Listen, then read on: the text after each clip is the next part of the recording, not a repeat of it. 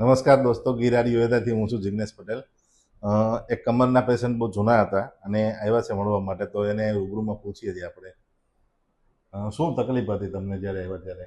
મને છે ને કમરમાં બહુ જ દુખાવો હતો હમ. અને છેલ્લા ઘણા વર્ષથી હતો, આમ તો 2015થી.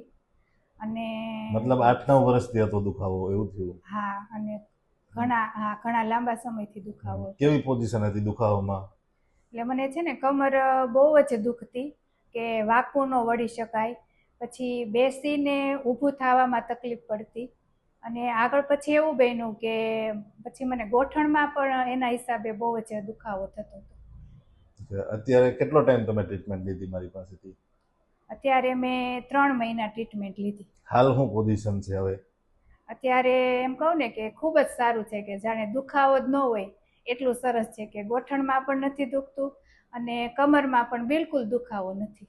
વર્કઆઉટ કરવામાં, ચાલવામાં, રમવામાં બધે કેમ પ્રોબ્લેમ આવે છે હવે?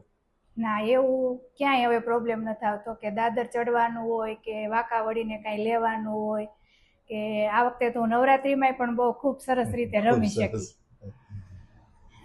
સારું કહેવાય. તો આ એટલા માટે છે કે લોકોને માહિતી મળે કે ઓપરેશનની જરૂર નથી પડતી.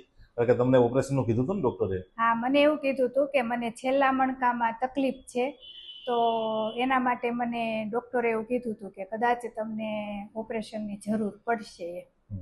એટલા માટે જ લોકો સુધી આપણે આ વિડીયો પહોંચાડીએ છીએ કે ભાઈ ઓપરેશનની જરૂર જ નથી કમર પેશન્ટોમાં. 100માંથી 98% લોકોને જરૂર નથી ઓપરેશનની, અને ખોટા ઓપરેશનો કરાવીને પાછળથી પસ્તાય છે.